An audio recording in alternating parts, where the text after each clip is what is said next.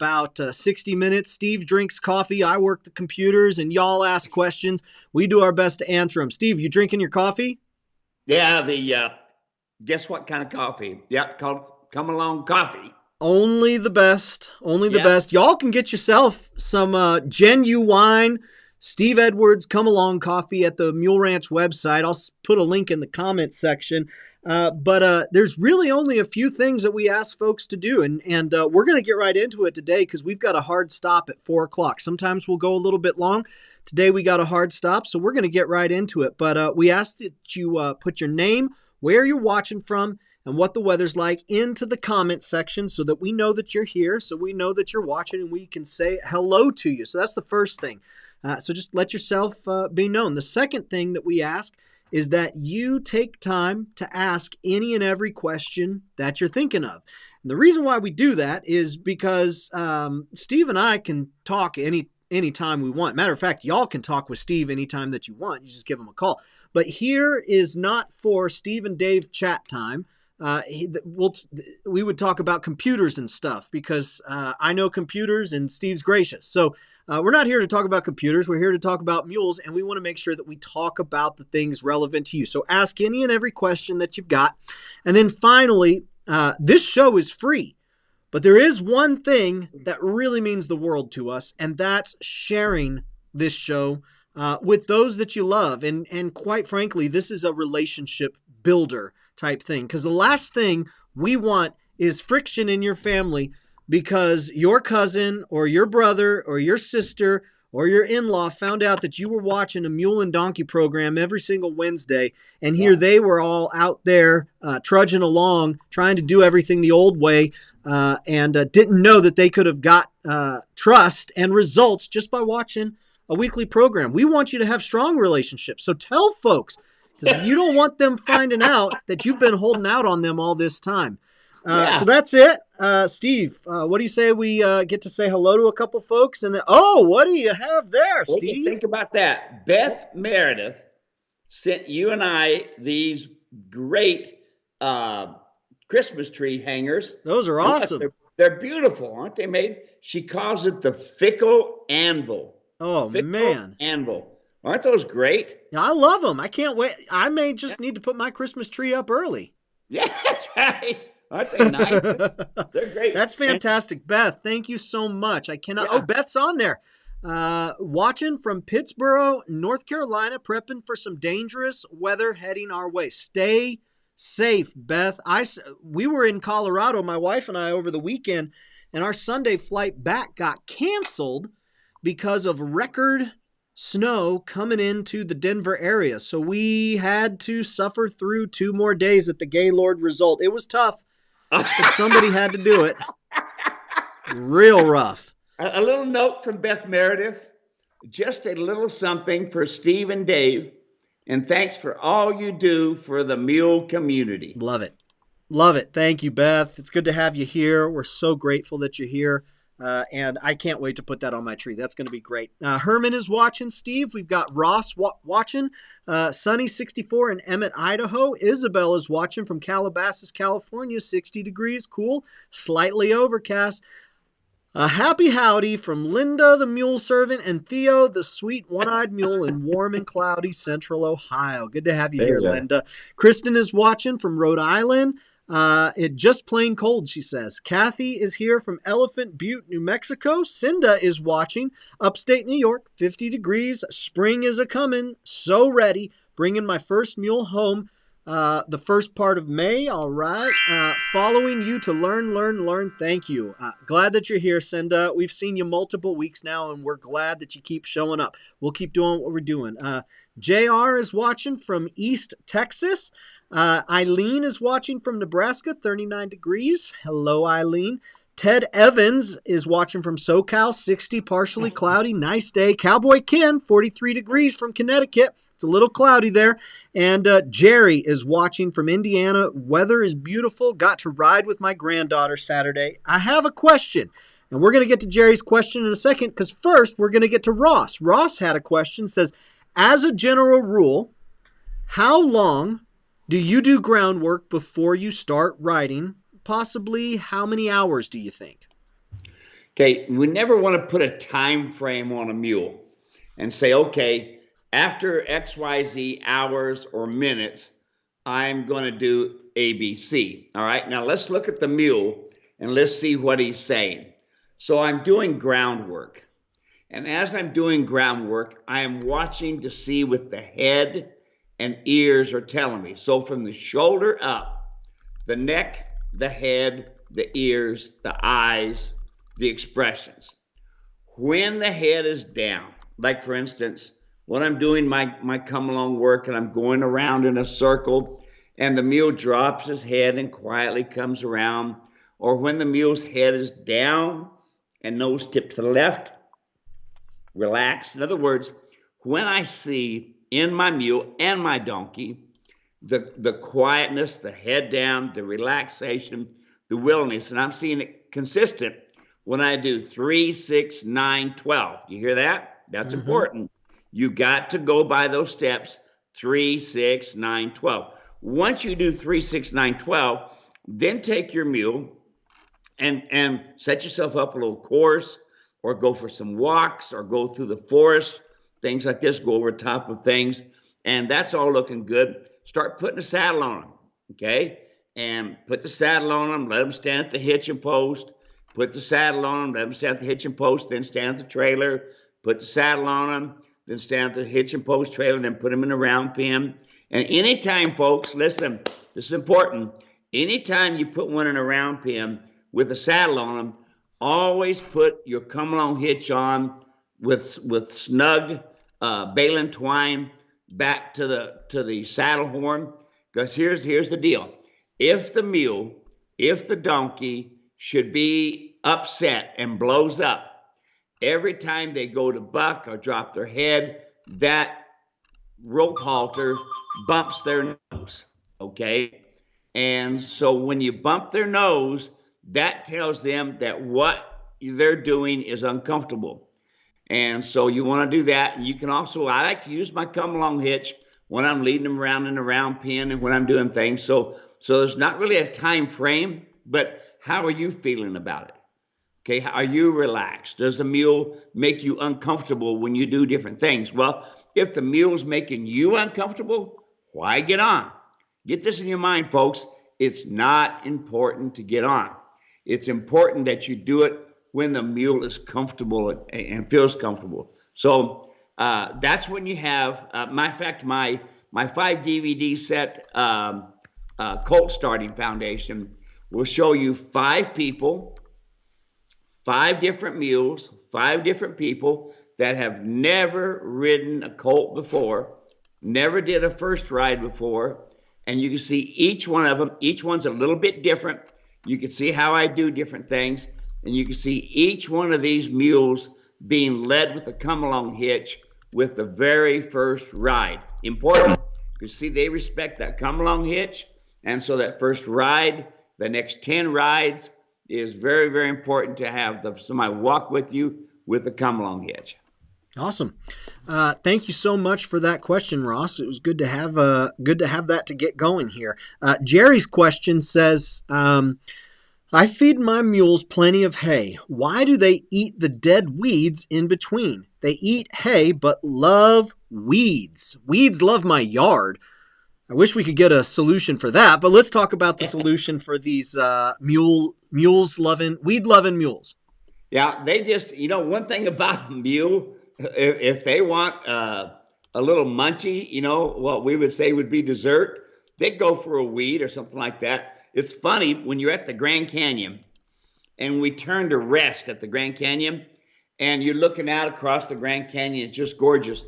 And when the mule drops his head to get a weed, all of a sudden you can hear everybody go, oh no, because they see the head drop down, and then all of a sudden there's the Grand Canyon. Before, the head was their kind of support, but they dropped down for a piece of weed, and they just wanted a little munchy, but that's just what they do. It's just, they'll pick through it, and they'll go out and find a fresh munchy. It's kind of like you and I going to find a potato chips, The potato chips always seem to find me. Oh, man, it started to show up at my belt there when I was about 50. and it's continuing to show it at my belt. So it Oh, tells yeah. everybody that I eat a lot of potato chips. Yeah, Give me unfortunately. a Cheeto any day. I love me some Oh, Cheetos. man. Jackie is watching from Placitas, New Mexico. Sunny and 55 degrees here. Breezy outside. Wayne is watching from Alabama. Tornado and storm. Stay safe, Wayne.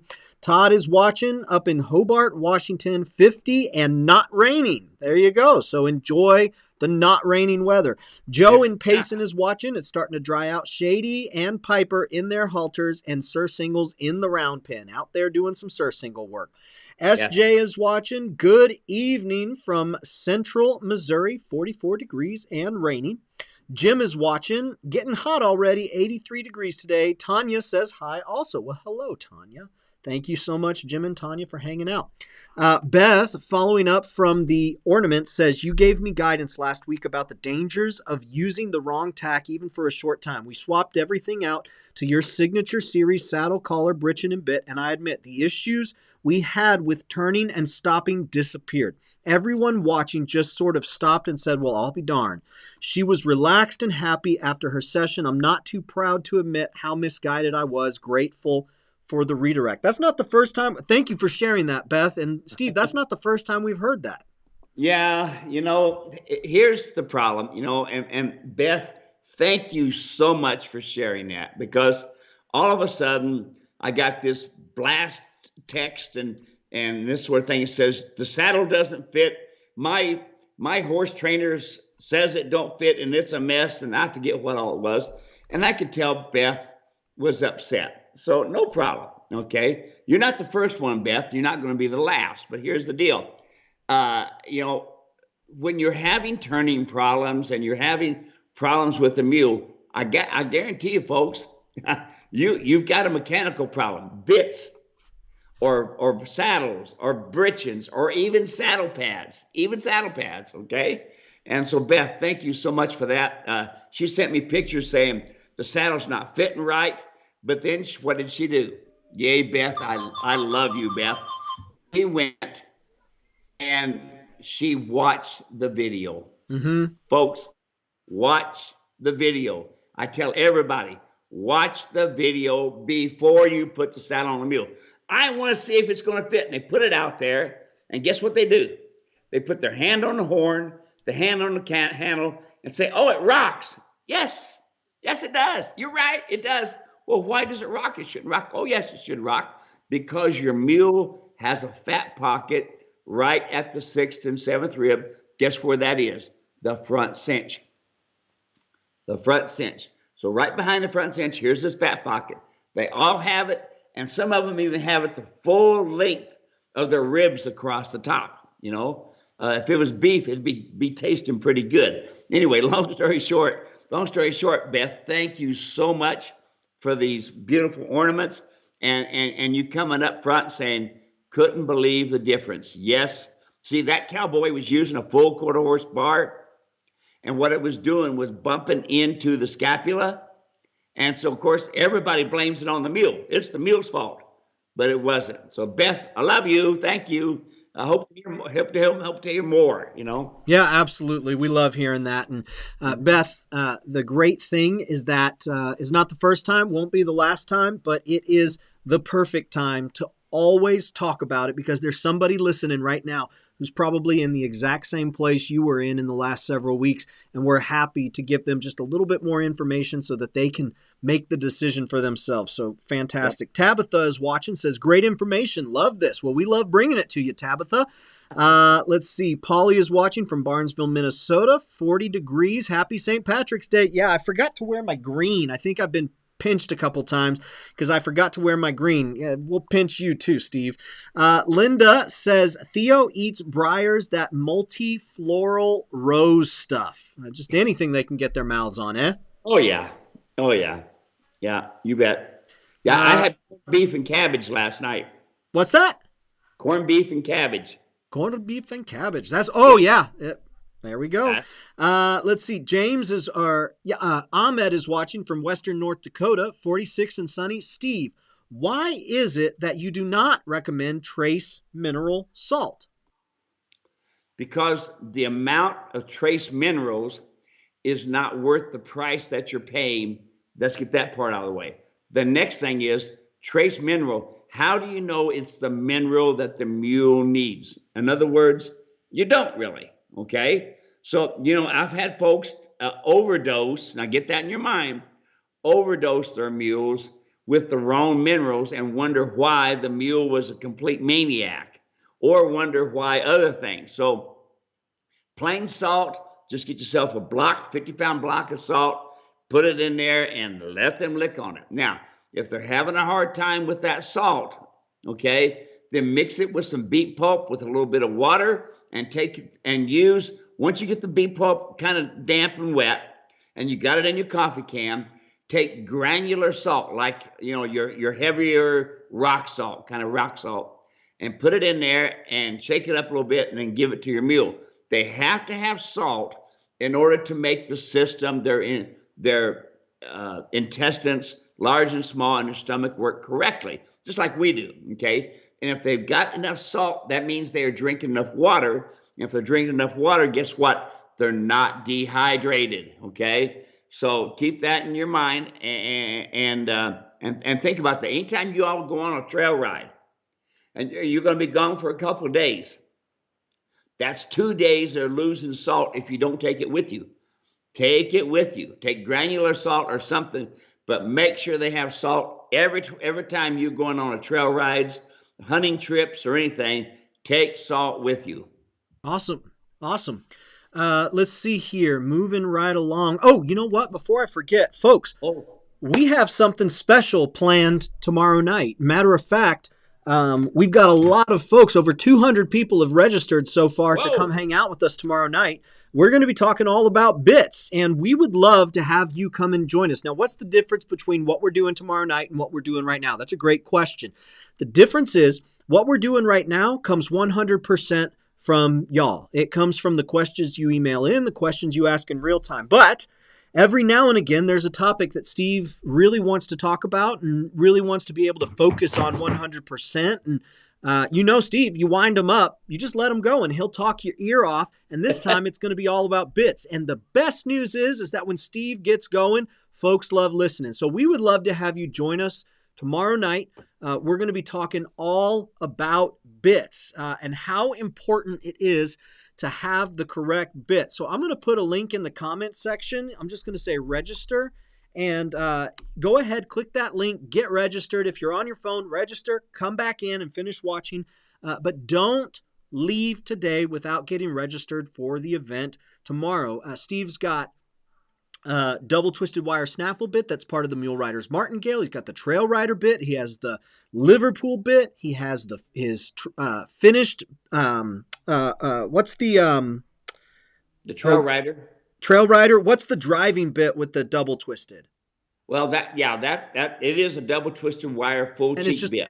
There you go, full cheek bit. So we're going to go through all of that, the progression of bits. So if you wondered when you're supposed to use which bit and when you're supposed to switch, this is for you. So y'all make sure to come and hang out with us. Steve, the next question that I've got, this one was emailed in by John. And John just simply asks, will a horse harness and a horse collar work on a mule? Correct answer, yes. Okay. And no. Okay. Now, we have a different neck on a mule than we do the horse. So therefore, when you take your collar, put your collar down in a horse trough for an hour or two and get it to where it's movable, okay? And take and put it on your mule and see where it is that it's not touching. And it's not that important for it not to touch everywhere. But now look, when you slide your hand between the bottom of the collar, okay, and you slide your hand between the collar and the mule's neck, you want to be able to touch the hair of the mule's neck on the top of your hand. Now, there's no difference in the way the breeching's made and the way the back is made and this sort of thing, but it is in the hames. And I'm going to tell you, I've used plenty of horse hames on mules that did fine. What I need you to watch for is this. the top of the collar, the very top up there, watch and see if you're wearing hair, if it's wearing down pretty bad. So it could be that maybe it's too wide of a collar. Very good possibility. But if you want to send me pictures of hey, Steve, how does this look? Be happy to look at it for you. Jerry says, thanks so much. I'm glad it's normal for mules and donkeys to eat weeds. There you go. Rip is watching. Good old AZ day. Good to have you here, Rip. Good to see you and good to be seen. Bill is watching, says he's going to share this to Mules of Ohio. Let's get them Ohio mules in here. Thank you so much, Yeah. Bill. Appreciate that. That's Bill Rose. Let's see. What's that? Bill Rose. Bill Rose. Yeah. Bill just sent me a deal and said, "Hey, Steve, would you be part of Mules from Ohio?" And I said, "Sure." But here's the downside: I don't know much about Facebook and stuff, so it just makes it that much more work for Dave. We'll work it out. We'll work it out. No digital hill is too high. Yeah, that's right. We'll climb those digital hills. There's lots of Facebook Mules of Tennessee, Mules of so and so. One is kind of funny. It's a bunch of gals, and it says it's called Facebook. Does this saddle make my butt look big? Oh, you can't make it up. Yeah. Can't make this stuff up. Yeah. Well, let's keep moving along here. Trisha's watching from Wasilla, Alaska. Beautiful sunny day, 24 degrees. Trisha, my brother lives in Anchorage, and he's getting ready to come down hopefully tomorrow, and he and I are going to open up basketball cards together. It's going to be a lot of fun. But yeah, he's up there in Alaska, and he's excited to come down here in Arizona. Trinity is watching. Hi, Steve and Dave. 45 degrees in northern Wyoming. We are all signed up for the Bit Special tomorrow night, but are needing to do some come-along work with the mules. Can we watch later? Yes, we've got a replay going. Y'all will be able to catch it as soon as we're done. We're going to send a replay link out, and you'll be able to watch it after the fact. But y'all have to register. If you're not registered, you won't be able to get access. So, Trinity, you and Jordan are good. Anybody else that wants to watch, even on a replay, make sure you get registered. I put that link in the comment section. You can find that and get registered. It's free, but you do have to register. Lydia is watching. Yeah. What's that? Did you just use the F-bomb? Oh, yeah, we drop lots of F-bombs here over and over and over again. You could go to our website, find free articles. You can find free videos. You can find free advice. And then join us every Wednesday for a free clinic. And then tomorrow night for a free bit webinar. It's going to be fantastic. We drop lots of F-bombs throughout this program. Absolutely. Hey, Lydia is watching from Ontario, Canada. We've gone international. Spring weather is here for now, she says. Astra's watching, says, made it. I sent a question through email, but I also have another one for Steve. One of our mules does not like paste warmer, or does not like paste warmer at all. He is really gentle until he sees it, then tries to get away. He takes a shot fine, so I wondered if there was a warming shot, maybe, or another way. So what is she saying, does not like paste warmer? Yes, yeah. What it amounts to is the paste warmer you have to put up in the corner of the mouth, and then you squirt it in. And you've got to be pretty quick with it. So got a little story for you, folks. During our clinic, which was awesome, lots of fun, learned lots of things about people, and people learned lots of things about mules. But I can't think of her name right this minute, but her and her brother were at the clinic, and she couldn't catch her mule, and she couldn't put the come-along hitch on. And if she did, she got herself beat up pretty bad. I taught her how to catch her mule, which we did in a matter of a few minutes. But I also taught her, and I taught other people, how to use the twitch. The twitch, that's extremely important, folks. Every mule, every donkey should know how to use the twitch. Why is that, Steve? Because what it does, it creates natural endorphins. And Dave, I can't wait to see that video that you shot of me doing that, because people, they don't get it in their minds, do they? One of these times I want to do one and with the twitch, and I want to put about 5 needles in the side of a mule's neck just to show people that the mule don't care. And it's not a matter of pain. Everybody can see in that video that mule relaxing, no head coming down. So going back to you, with your pace warmer, folks, you're going to use the come along hitch first, all right? And if you're having a hard time with the come along hitch and the mule throwing his head, then put the twitch on, okay? I've got a video that goes with it and the twitch. And when you've got farrier problems, you've got veterinarian problems with different things, put the twitch on, create the natural endorphins. The mule, the donkey will be nice and quiet, and you're gonna say, "Oh, what a wonderful thing!" Because the great thing about this natural endorphins is it's not drugs, okay? It's natural and it works like it should be. And the video, Dave, would be the thing for people to see, huh? Yeah, I've got the, I'm putting a link to the Doctoring Your Mule Humane Twitch bundle, Humane Twitch and video bundle. It really is incredible. Folks who listen to this program regularly have heard me say this, but we get lots of new folks all the time. So I'll say it again. When we were out filming the video that I just put a link to, of course, we did a new one this 2 weekends ago, but the one that I just put a link to was a couple of years ago. When we went out there, Steve, you said, okay, I need to do a video. I need to show a client how to doctor on their mule. I was like, great. So I brought out the camera and you said, okay, take a look right here. You see this? And so we were looking and you showed there was some infection in the eye. Was it TW? Was that the mule that we had? Yeah. So it was TW, which is, he's in Hawaii now. So, he gets to live the life, but, TW had, some infection on his eye. And so he needed some treatment, but you couldn't get the antibiotics or the prescription, the ointment, to his face. Didn't want you messing with it for good reason too. Who would want you messing with that?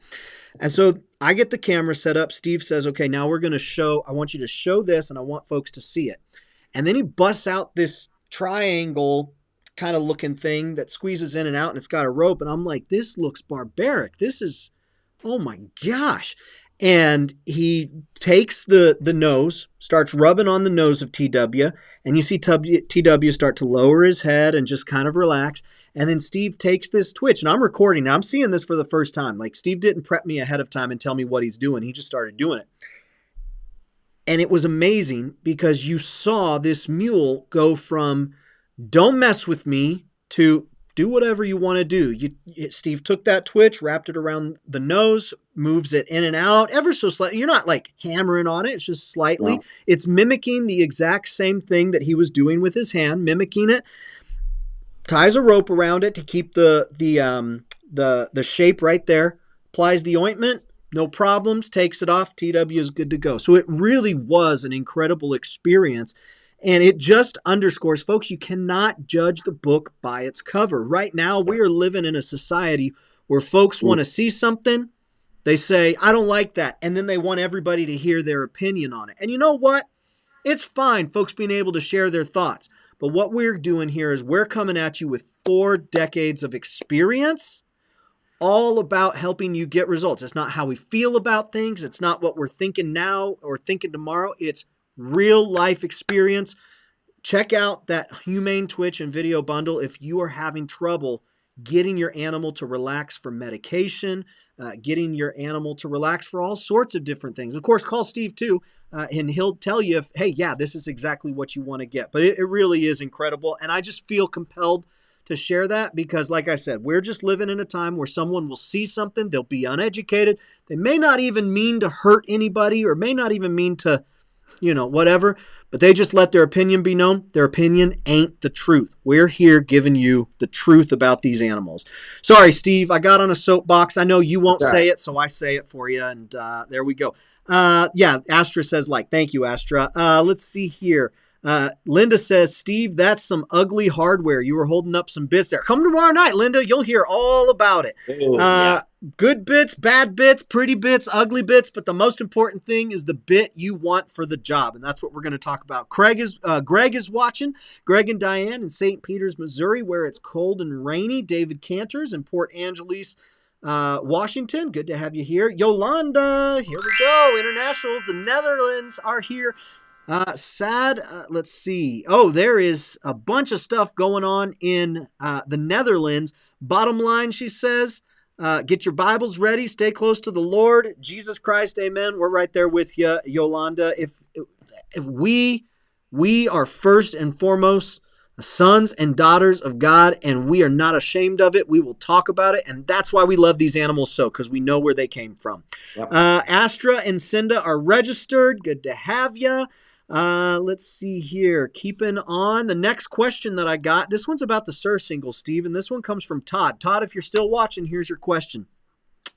Good morning. I'm nursing a sore thumb, which I deserved. I sat down to let it rest, and I'm watching your videos to learn why it's sore. I was hoping for a phone call to make sure I'm planning to do the right thing. I believe Mr. Edwards said that the Surcingle is a good tool to help with a fearful mule. I do not have a round pen. I have an indoor and an outdoor riding arena. My indoor can be fully enclosed, and I can work without fear of a runaway. It's about 60 by 100, I think. Anyways, my 6-year-old mule is a willing trainer and a pleaser, but always ready to bolt away. I'm thinking this tool might be able to help me and her, but do not want to train incorrectly. Steve, what would you say? Well, definitely the Surcingle, folks. That Surcingles are a wonderful tool. I don't ride nothing. I don't drive anything, and without using that Surcingle. Where would I start with this situation? It sounds like I would start with my come along rope. That's where I would start. I would use my ground communication kit and use that come along and line things up. And then the Surcingle. What's a Surcingle do? It's a strap that goes across the back. It attaches with a cinch underneath. You take and put the rope halter on first. Get that in your mind. Rope halter. Why the rope halter? Because mules and donkeys care more about their nose than do their mouth. And when they go to take off running, let them run. Okay? And when they run, they stick their nose out and throw their head up. When they do that, they push against that rope halter. Those two knots put on their nose, and it makes them uncomfortable. They start dropping ahead, and they start seeing that it's not a good idea to take off running with the rope halter, which then softens up the neck muscles and stuff. Randy and I right now have 2 donkeys that we got from Gary, and they're coming along really good. And we also have 2 mules that come from one of the guys that was at the show at the clinic, and Bill gave us 2 mules, him and his granddaughter, to spend time with and to train. And what was the first thing I did? Surcingle. After I did just some groundwork and this sort of thing, I put him in a Surcingle. I put the rope halter on him. I put him in a round pen, and I let them go. Let them do whatever they want to do. Now, the downside of your 100 by 200 arena is it is too big, okay? And you got to do a lot of chasing. You have to get to a point that you can move the mule around clockwise and counterclockwise, and you can teach them the words whoa and get up, and you do that in the round pen. So the good thing about a round pen is that you can make things go quicker. Can you do it in that big of an area? Yes, but you are going to be tired by the end of the day chasing that mule. But yes, Surcingle, absolutely wonderful tool. Everybody that's got a mule and donkey should be able to train on their mule and donkeys from the ground using the ground communication kit, but that Surcingle helps make them soft. So at the clinic 2 weeks ago, we had Rip bring his animal, and that animal would want to his mule would want to keep the head up, right, elevated, and we wanted the head to get nice and soft on the vertical, leveling. Was it a girl? What's that? Balance, yeah, nice and balanced.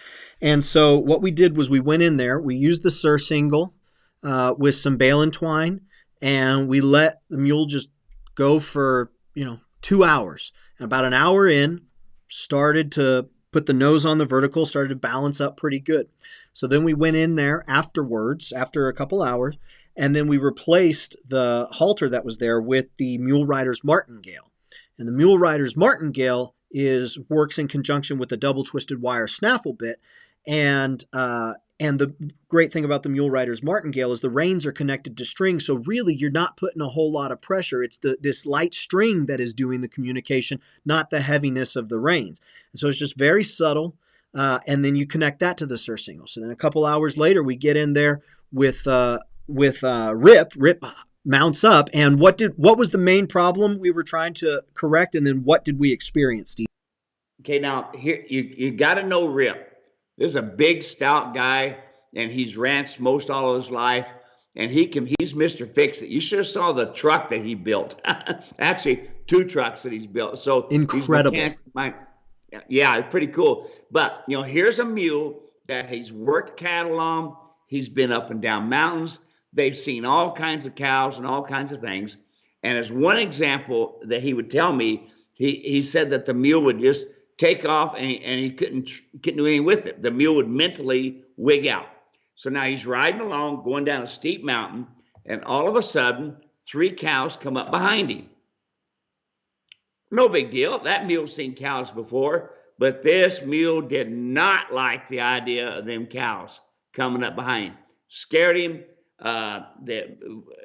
Rip had a hard time trying to control the mule. He finally got off, tied the mule to a tree, and left him there for a little bit. Good for you, Rip. Now, Rip got back on, and when the mule settled down, and he went back and he moved the cows. Well, you're thinking, all right, he moved the cows, but then the cows disappeared in the brush.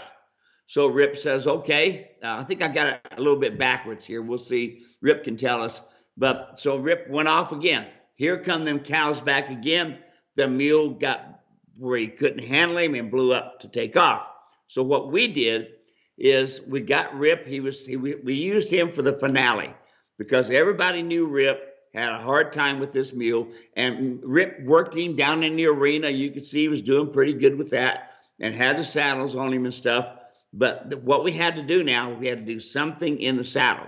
So as Rip's in the round pen, I'm watching him go around, and we're talking. The head's dropping down, and the mule's kind of relaxing a little bit, and we've got all the spectators watching. And all of a sudden, I had a canvas bag in my arms, and I got behind Rip, and I flopped it and yelled and screamed, and that mule took out, and I said, right, left, right, left.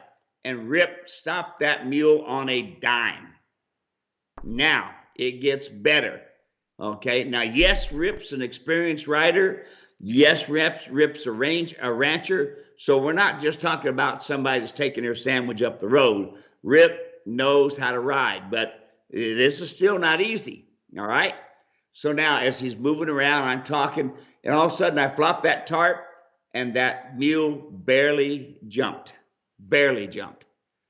And so then he went off again. We got to talking some more. And then all I did was flop the thing a little bit, and the mule stopped on his own. Okay? Now, yes, Rip is an experienced rider. But yes, I've done that same thing with a lot of other people. It was not me desensitizing the mule. It wasn't that. Get that out of your mind, okay? Because here's a mule that has seen hundreds of cows. Why be worried about 3 cows behind him?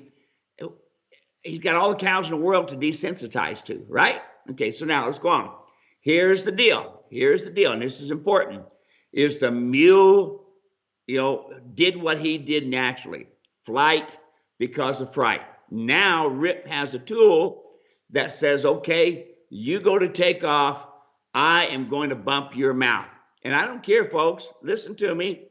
It's more important that he goes to the veterinarian than me go to the ER or Rip, okay? So I said, Rip, get him. Right, left, really hard. And you know what? Yeah, we created a little strawberry on the corner of the mouth, but that grows back, okay? Rip didn't end up in the hospital. I'd like to know how Rip's doing now. He was going to go look for some wild cows or some cows that had left because we don't have much grass in this country. So anyway, I'll visit with Rip on the phone, I'm sure, and we'll talk a little bit more. But there you are. That's the whole story. Yeah, very good. We're working on putting that video from the clinic. We're going to be putting that together, and it looks like what it's going to wind up being. It really did It really did have a lot of different stuff, and I think we're going to wind up putting a bunch of new stuff up on YouTube. So make sure that you're subscribed to our YouTube page and check that out. It's pretty good stuff. Lynette sent us an email, and Lynette says this: I've adopted a BLM donkey who has been with us 3 years. Haven't advanced past halter broke. I need a trainer to teach him manners and packing basics. Can you help? I live in Silver City, New Mexico, about 5 or 6 hours east of Phoenix.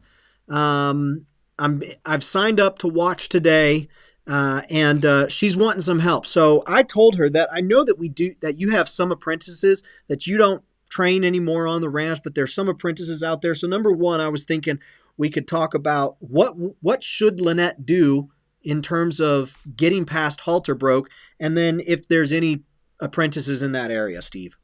Okay, so here's the deal, Annette. Come along hitch. I don't know if you're using my come along hitch or my ground communication kit. My terminology on halter broke compared to a lot of other people's is way different. Okay, some folks think halter broke is you put the halter on, lead it from A to B, and you will see in my videos, if you're not already seen, especially in the videos that are up and coming, that halter broke simply means to me that they completely have respect for that halter. Do the training yourself. You don't need to have a trainer do it. If I got all kinds of folks that use my techniques in the videos and they do just fine. Okay. Do I know of anybody in New Mexico? No, I don't. Okay. And really, folks, they're really hard to find. I can't tell you how many folks have taken their animals to horse trainers and have done okay, but just like one we was talking about the donkey, they was riding the donkey, had the little girl on a donkey on like a bareback pad, but yes, they were leading it, but the donkey's head was high because the saddle was sitting on top of the scapula for one thing.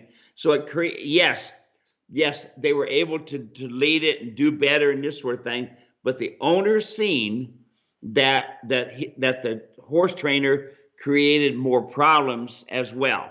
So just train him yourself. It's not that difficult. I've got that video called Foundation Donkey Training. It'll help you out a lot. You'll see the simplicity of it. Donkeys are extremely smart, far smarter than your horses and your mules, and they're very, very easy to train. And you don't need to be a trainer to train on them. Next question we got. This one comes from Christina. She sent a message in over on Facebook. She says, I've been following you for a while now. We ordered the Come Along and Training video bundle. Our mule is about 9 months old and doing great with groundwork, with most groundwork and with us. We are, however, having lots of problems with him being aggressive towards young cows and our dogs especially. Any tips or videos you could point me in the direction of? Thank you so much. Okay, mules do not need to be around cattle, especially calves. Don't do that. You keep them completely separate.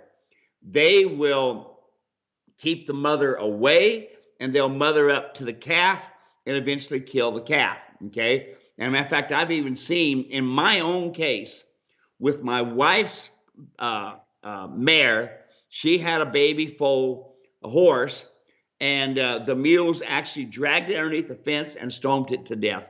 Yeah, that's ugly. Didn't I just say that? Ugly.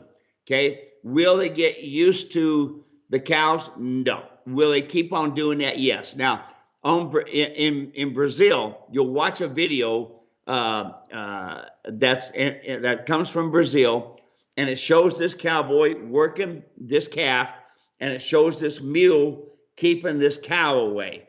And everybody thinks, oh, look, that mule is trained to keep that cow away. No. That cowboy knows that mule will keep that cow away naturally. So he can be down doctoring on his calf while that mule keeps him away. He does that naturally, folks. Just put in there, Brazilian cowboy working calf, and you'll see it, okay? So let's go back. Dogs, yes, the same way, okay? I'm at the Andrade Ranch, which is where I'm going to go this afternoon. As soon as this show's over with, I'm going down to the Andrade and we're going to be shipping cattle. But I'm riding a nice mule. This mule's been around this ranch a long time. This mule's seen all kinds of dogs, seen all kinds of cattle. Now get this in your mind, folks. Remember I talked to you about desensitizing? Don't get that in your vocabulary. Here's my border collie puppy, Jess, who is laying down here right now. And he goes by the mule. Goes by the mule. Well, that mule has plenty of dogs. All of a sudden, that mule got scared. The mule jumped up in the air, kicked at that dog, and I'm glad he missed my dog because he could have killed him, and went to bucking. Okay, I rode him out. Boy, did I feel good about that one. Okay, but I was black and blue from my knees to my belly button, and I walked really funny for a while, folks. So long story short is this: you cannot desensitize them to everything. Impossible. What you can do is this. I got my 9-month-old mule, or 9-year-old mule, or 90-year-old mule. I don't care, any ages. But I'm going to put the come-along hitch on. And I'm going to have somebody walk the dog by. Do you hear that? On a leash, walk the dog by. Now, this is your timing, and this is impeccable. You need this. As soon as the dog goes by and that mule looks at that dog at all, even a little bit, you take your come-along rope and you try and rip his nose off. So here's what you're doing then. You're making that dog uncomfortable. That mule looking at that dog is uncomfortable. Now what am I doing? I am halter training. I'm halter training. Because what the idea of the halter training is, if there's a problem or something comes up, I can barely use it and it will work perfectly. So that's what I do. Now, 3, 6, 9, 12. So I'm going to have 3 times, have my dog go from left to right. Once, then I'm going to come back right to left. Okay, now right eye, left eye, and I'm going to do the right eye 3 times. I'm going to do the left eye 3 times. 3 today, and we're done. Do not say, oh, good, he did good, I'm going to do more to it. That's not building a foundation. When you have a problem, now folks, you've heard me say this before, be careful with your kids around mules, especially young mules, okay? Those kids should have helmets, number 1. You go to mess with those mules with any kind, that kid should have a helmet.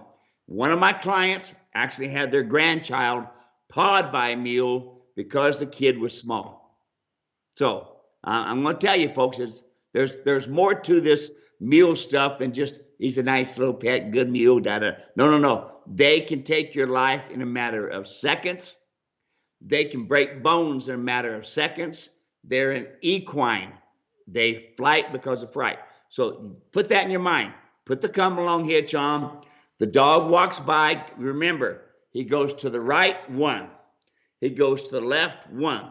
He goes to the right, 2. He goes to the left, 2. He goes to the right, 3. He goes to the left, 3. We're done today. Okay?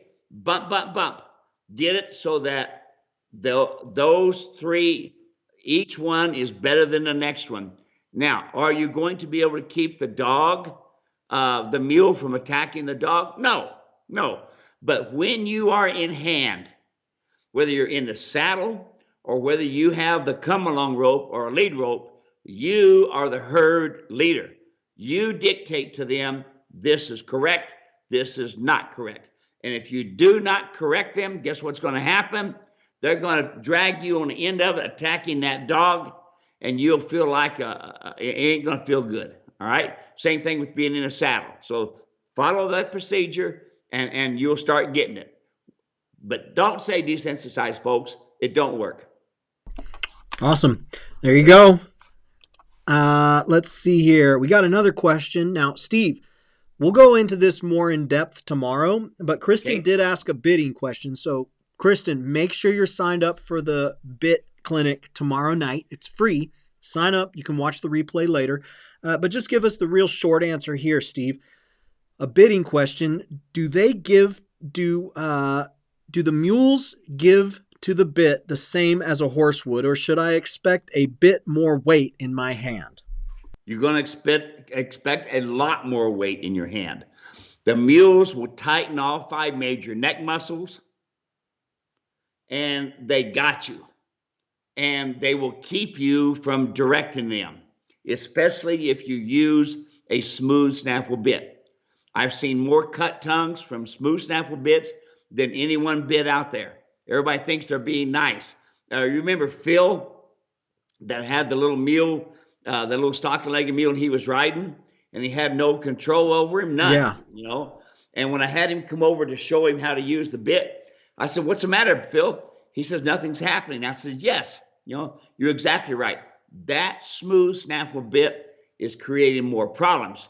Yes, you're turning him to the right or to the left, and yes, you have some semblance of control, but all you're doing is teaching bad habits." Folks, just because you're turning doesn't mean you're turning with the mule in mind. Most of us, most of you, pull to make them go. Direction and impulsion. So there you are. We're going to talk more about that tomorrow night. Yep, it's going to be a lot of fun. Make sure y'all are signed up. Let's see here. After Kristen, Sherry is watching 35 sleet and rain in Mazomane, Wisconsin. Right. Ross says, do you like the Mule Riders Martingale for young horses as well, or just the mule and donkey? No, I've used it on horses way before I found out how much how much more I love the mules. But yes, I used it on the horse to start with. I learned it from a guy by the name of Twister Heller, and I took and changed the bridle around so that and changed the bit around too, because I used my double twister wire snaffle bit, where otherwise we used a bit that Twister had done up. But we trained a lot of colts out there on the side of the mountains there above Scottsdale, and we used we call it the cowboy martingale is what we called it then. And then I've started calling it mule riders, but absolutely, that's going to work good for you. Okay, very good. Let's see, moving right along here. Steve Brady, Delta Co, partly watching from Delta, Colorado, partly cloudy, breezy, and cool. Linda says, Steve, I know you say that mules can do any discipline that horses can do, except do it better. Given the necessity for a proper tree, front, rear cinches, collar, and britchin, how can a person train a mule for discipline like show jumping or dressage? Do they jump or dressage with dual cinch saddles on? How does one do it? We've talked about this before, Steve. What would you say? Yeah, absolutely. There's a deal called cowboy dressage, and it's a wonderful thing. Can I still do dressage moves with the rear cinch? Absolutely. Especially if you're using just one cinch, that saddle is banging on the scapula. And how can the mule possibly do everything correctly, especially your lateral movements? How can they do it correctly when they're in pain? Okay, so you got to have that rear cinch. You got to have that breeching to keep that saddle back. Folks that are trying to do dressage moves with English saddles are creating more problems than they are good. There we go. Let's see here. Moving right along. Cindy is watching from Tennessee, 65 and storming all day. God is good and spring has sprung. That's right. Let's see here. Yolanda says, it is almost midnight and I just got out from the outside. We finally have clear skies after weeks of erupted volcanic ash clouds, but it is freezing cold. It's got like a combination of everything going out there in the Netherlands. Hold down the mule world in the Netherlands, Yolanda. Stay safe. Stay warm. Myra is watching late, but just got in from time with my new mule. Thought of you all while it went great. Thought of you all the while it went great. Very good. Thank you so much. Next question we got here. Actually, this is a comment from Todd. Just wanted to share this, Steve. Todd sent this in. I continue learning from watching your videos. I'm trying to get the come along rope working, and it does until I get overpowered. I will not take her out of the stall until she relaxes and gives me her head, but she is faking me out. I know it, but I can't see it yet. She walks down to the pasture just fine, waits at the gate politely, and then after she walks in, she turns, starts to get edgy, and rips the lead rope right out of my hands by lurching to the side and backwards, and then running away, not to be caught until I bring everybody in for the night. I've tried popping the head when I feel the energy building, but she does it anyways. Frustrating to be sure. I won't give up. I won't hurt my mule in anger over my lack of ability. I want to do it right. I watched another videos on yours how to hold the come along with slack in it. I've been holding it right underneath her chin as I now realize I was trying to gain leverage against an animal that is many times stronger than me. I saw how you kept the mule straight and then still. I'm impressed with your skills. I will try again tomorrow. Thanks so much for sharing your knowledge. Thought that was a cool message. Anything you want to add, Steve? Okay, let me add. Folks, these mules do not need to go out in the pasture, especially jerking away from you like that. Look, all you're doing is telling them what they're doing is right. We ain't doing that. They don't go to the pasture. They stay in the box. They stay in the corral until they recognize you as herd leader and until your timing's good. Why take them out there? Don't do that. You're just telling that mule what he's doing is correct. Because obviously, if you haven't got it by now, your timing, don't take them out there. Okay, get your timing first. You'll do good. Also remember, the come along hitch, 2 fingers above the nostril. Lower down, the better the communication. Okay, there you go. Let's see. Bonita has a question. Says, is it safe to use dorm gel for horses on mules? What's dorm gel, and is it safe for the mule? I'm not familiar with that term. Would it be worm gel? Okay, worm gel.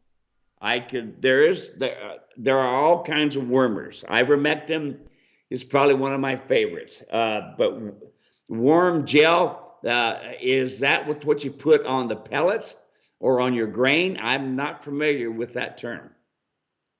All right. So, Bonita, get us back with a little bit more information on it, and we'll see if we can get you an answer. And let you know exactly what you ought to be doing. So I'm going to send her a message here. And then let's keep moving right along. I've got 2 more questions here that were emailed in. And then let's see if we can get these. We got to stop at 4. So let's see if we can get this quick. This is from Zach. I have a 4-year-old John Mule that I'm having trouble getting into my small 2-horse trailer. He loads in a big trailer fine, but does paw after sitting in for a minute. But I want to haul him in my small trailer. I have him tied to the trailer for a couple hours and can't get him in there. The last week or so, I've been feeding him in there, and he will go right in for hay, but once he has the halter on, he won't go in. Once in a while, I can get him halfway, but he just shoots right back out quick. Any advice? Thanks. Don't use the 2-horse trailer. Okay, those things I've actually seen one die because of a 2-horse trailer, and I won't go into that detail. Okay, you don't use a 2-horse trailer, folks. They're no longer feasible. It's much safer for you, and it's way safer for your mule and donkey if you use a 3-horse slant or 4-horse, something like that, a bigger trailer. Way safer than you. I can't tell you the amount of people who have been hurt and the amount of animals that have been hurt in a 2-horse trailer. Don't spend the time doing it. Can I get them to go in and out? Yeah, I'll get them to where they want. They don't want to leave the trailer, okay? But you are going to get yourself hurt someday. And if I haven't seen it with my own eyes, many times. So there you are. All right, we got 2 questions, and then that's it. So, folks, thanks so much for hanging out with us. We got one from Lucinda, and we've got one from Misty, and that'll be it for today. But get registered for the webinar tomorrow night. I'll put a link in a second here. Lucinda says, we just started getting our little mule Flavio under saddle and noticed that the cinch keeps moving up right underneath his elbows and causing chafing and discomfort. We tried putting sheepskin, redesigning the cinch, etc. Then when I went to your website, I realized I needed a mule saddle. Correction, a Steve Edwards saddle. So I would like to order the lightweight trail saddle and need to know what measurements you need from me. I'm 5'7", 120. The mule is medium size, will turn 3 in 2 months. So explain why what she was doing wasn't working, Steve. Okay, number 1, you need a 15-inch saddle. Okay, that's the size of saddle for you. Do I need measurements on your mule? No, folks. Look, if I measure this mule now, when he's fat and setting around, compared to in July when he's toughened up and been trail riding, you're going to have 2 different measurements. Why is that? Because we're measuring muscle mass, not bone structure. My saddles fit the bone. Why does the saddle go up underneath? Number 1, you probably don't have a rear cinch on there. And number 2, if you're using a rear cinch, you're using billets, and billets do not work on mules and donkeys. And number 3, you got to make sure you're using a breeching, very important. So, yep, go online, get it all ordered up. I will always call you, folks. When you make an order from a come-along rope to a saddle, I call every one of you because I want to visit with you. Last question here. This one's from Misty. Misty says, very rainy in Tennessee. Only happy animals are ducks at my place. What age should you begin shoeing the mule? And with the mule rider's martingale, the mule doesn't stop playing with it. She never stops rolling around thoughts. So what age to start shoeing and playing with the mule rider's martingale? Okay, shoeing is going to be probably around the 3-year-old range. It depends on this. How solid are your mule's feet? If you have contracted heels, then you want to start shoeing right away. Trimming every 6 to 8 weeks. Balance, balance, balance. It's important. When they're playing with that mule rider's martingale, that's okay. That's all right. They can play with it for the next 3 years. There's no big deal because they will stop. Now, when you're talking 3-year-old, so we're not needing a lot of teeth, okay? But here's my first question to you on the teeth. Did you pull the wolf teeth? Very, very important. That's the teeth in the upper part of the mouth, okay? Very, very important. Which reminds me, Dave, on the 26th, I think it is, we're going to be doing all of the mules and horses at the Andrada Ranch with their teeth. Wow. And I'm going to have an awesome, awesome dentist there. Mark is very good. You need to be out there so we can do some videoing, so we can get some stuff for YouTube, and people can see what's important. Now, we're going to be doing 10 to 15 head. So we got a lot of video we can shoot, and then Dave will, of course, we'll have a steak and stuff and that night and enjoy life, okay? There we are. So anyway, there it is, folks. Love you guys. Dave, I can't believe this kid. Dave has pretty much sounded like me, mirror image, some of the things that he said just now. And if I close my eyes, I can almost see a young Steve. You know, good for you. I know how to pray like Steve, too. You just, food, God, there we go. That's it. Awesome. Everyone, thanks so much for hanging out. I'm going to put in the comment section one last time the link to register for tomorrow night, Bit Clinic. Get signed up. It's absolutely free. There will be a replay. If you can't watch it live, watch the replay. Take care, everyone. We will see you tomorrow night. Bye-bye. Bye-bye.